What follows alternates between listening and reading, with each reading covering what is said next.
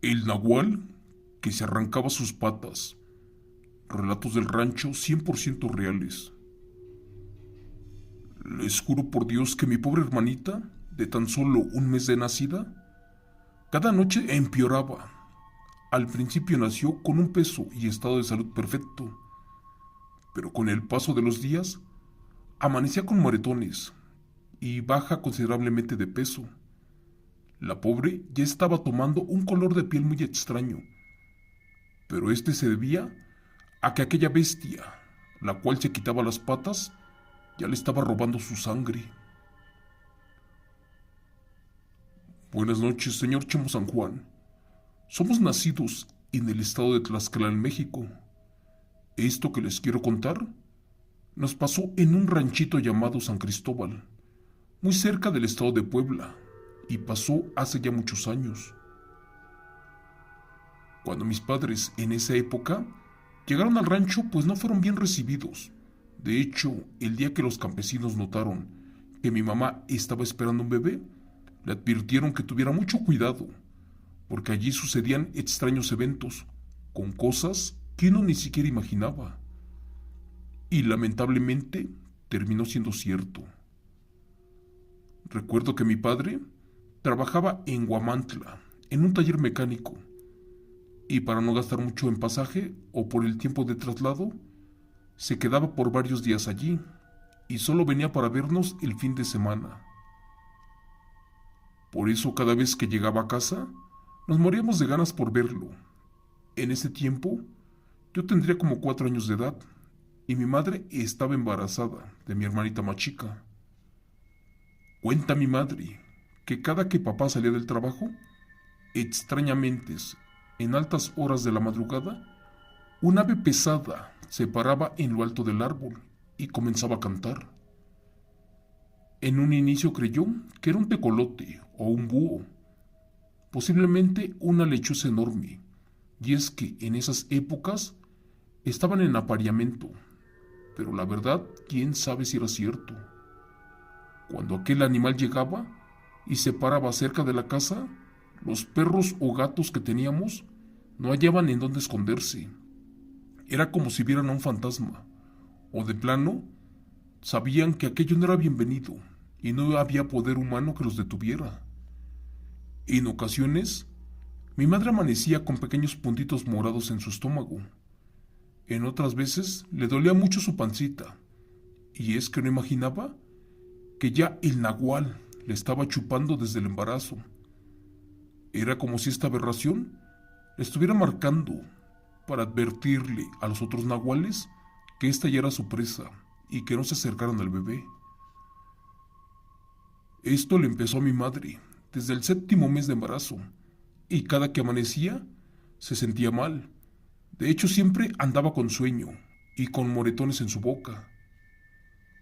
Una vez que el nahual llegaba, como lo hacía cada noche, comenzaba un ritual en donde danzaba previamente arriba del techo, para después de unos minutos comenzar a alimentarse. Ya convertido en su semitransformación de guajolote, se paraba sobre el techo de la casa y comenzaba a oler la sangre del bebé. Después, hacía unas cosas extrañas. Cuentan los ancianos que de inmediato estos nahuales lanzaban una glándula, una que tienen los guajolotes, una llamada moco, esa que le cuelga del pico. Esta se alarga y que se introducía hacia el interior del techo por algún huequito y entraba por la casa buscando a su víctima. Y no paraba de zigzaguear hasta que llegaba a la cama o cuna a donde estaba mi madre. Buscaba al bebé, pero en ese tiempo todavía no nacido. Fue por ese momento que lentamente la comenzó a chupar sin que ella sintiera dolor. Así fueron pasando los meses, y por fin, gracias a Dios, nació la bebé, pero no muy bien de salud, y es que llegó con complicaciones. A los pocos días de nacida, mi hermanita fue visitada infinidad de veces por aquel nahual, ese que ya les conté, el cual poco a poco le arrebataba la vida. Dicen que este ser tenía un pedazo de piel, parecido al que le cuelgan a las brujas, convertidas en guajolotas, las cuales le funciona como una especie de sonda y termina convertida en una clase especial de aguja, la cual introduce por algún hueco y vivorea por la pared buscando a su víctima. Curiosamente, para que mi madre no se diera cuenta de la presencia de la nahuala, ésta la dormía previamente y después de unos segundos enterraba la lengua en cualquier parte del cuerpo del bebé. De hecho, le succionaba toda la sangre posible, pero lentamente, y después de días les provocaba la muerte a los infantes. Una de las señas de que este aberrante nahual succionaba la sangre era mediante una especie de hilo o tela fina, pero muy delgada, parecida a un lacito, la cual se llenaba de sangre y corría por todas partes del pequeño, desde los pies hasta la pancita, y cuando lo comenzaba a chupar, el pobre niño no sentía dolor. Nadie sabía que esta bestia nahual ya marcaba a su víctima, escondiendo sus piernas porque le pesaban mucho, pero las dejaba allí cerca de la casa. Después de hacer su desfragmentación, tomaba impulso y volaba para chupar al bebé, ya que las piernas y brazos eran las partes más pesadas y estorbosas cuando volaba para alimentarse. Cada vez que papá llegaba al pueblo, veía muy mal a mi hermanita y no se explicaba el por qué. Un día un campesino le dijo que tuviera mucho cuidado, porque de seguro la nahual ya había escondido sus piernas allí cerca de la casa, y le aconsejó que para evitar este terrible suceso, bañara a la bebé en agua con sal, y que le voltearan la ropa al revés, esto para que el nahual no lo pudiera encontrar, y así no se acercara nunca más. Señor Chemo San Juan, suena curioso esto que le digo, pero es la verdad. La otra forma de alejar al nahual era dándole granos de sal al bebé, porque es un potente veneno el odiado por las brujas nahuales. Cuenta la historia que una vez que salió de vacaciones mi padre, se quedó cuidando a la bebé, no creyendo en esto que le decían, en especial aquel campesino. Pero a eso de la 1 de la madrugada, se escuchó nuevamente cómo aterrizó un ave sobre el techo. Segundos después, miró que una extraña cosa alargada descendía en dirección a donde dormía el bebé. Esa cosa era un hilo blanco y se dirigía justo a donde estaba la cuna de la niña.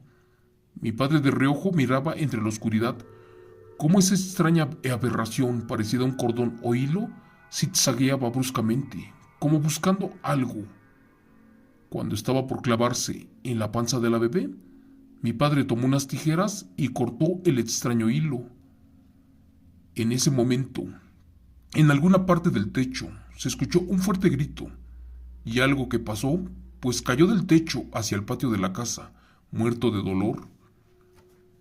Asustado mi padre, despertó a mamá para que nos cuidara. Él salió con un machete, bañando en sal como le habían dicho. Fue allí que miró, en el patio, a un hombre tirado arrojando sangre de la boca. Al verlo bien notó que en vez de pies traía patas como de pollo, pero con 3 dedos. Horrorizado descubrió que en verdad eso era un brujo nahual y no una bruja. Al ver su muerte próxima, este nahual suplicó por su vida y le pidió que no lo macheteara más, que lo perdonara, ya que lo habían mandado a chupar al niño por encargo y que solamente cumple órdenes. Furioso mi padre le gritó que lo sentía mucho, pero no podía dejarlo con vida, ya que lo podía traicionar, y además le reprochó el por qué hizo caso de venir a matar al bebé si éste nada le había hecho. Sin más, lo empezó a machetear esa madrugada hasta que terminó con él. Esa semana, mis padres tomaron sus pocas cosas y se marcharon de ahí, pero al estar empacando, sintieron un fuerte olor a podrido y también a descomposición. Fue en ese momento que en el patio se movió una maceta y con horror vieron que eran un par de pies humanos que estaban ocultos, los cuales ya estaban llenos de gusanos. Cuentan los más ancianos del pueblo que después de que cortaron la glándula del guajolote, le pudieron succionar de inmediato todo. De hecho, se le provocó la muerte a la famosa bruja o Nahual Tlacoepuchi, pues era una parte vital del ave. Y como en este caso no murió luego, pues este brujo se desangró. Y más bien, mi padre acabó con aquel ser híbrido, pero a machetazos. Aunque él terminó con el Nahual Tlahuelpuchi, él decía que no solamente eran mujeres, sino que ahora se comprobó que también habían hombres nahuales y que tenían el poder o la metamorfosis de convertirse en guajolotes mediante una operación mágica. La conversión en guajolote no era exclusivamente de las mujeres, ya que con la aberración, pues se quitaban sus patas y para esto las colocaban a un lado del fogón. Debían ingerir 7 carbones y luego cortarse las piernas a la altura de la rodilla, aunque no se especificaba exactamente cómo. Otra manera de que los nahuales se quitaran las piernas era untándose carbón, aquel que salía del comal. Se lo colocaban sobre la rodilla, lo cual provocaba que la pierna se le desprendiera sin ninguna manipulación de por medio. Esta bruja se colocaba junto al fogón y posteriormente daba 7 brincos e inmediatamente se transformaba en un guajolote y volaba para donde estaba su víctima, para que otras brujas o nahuales no se las robaran y no les ganaran la sangre fresca del bebé. Para eso después tenían que esconder sus patas cada noche. Después de alimentarse volvían y se colocaban sus restos, convertidas en aquella ave. Así llegaban a la casa. Eran guajolotes, búhos y tecolotes, y comenzaban a marcar, como pasaron con varios niños del pueblo, a los cuales les arrebataron la vida. Dicen que las brujas se comen los carbones para tomar impulso para volar. Suena muy raro y falso, pero esta historia que les cuento pasó y hace muchos años.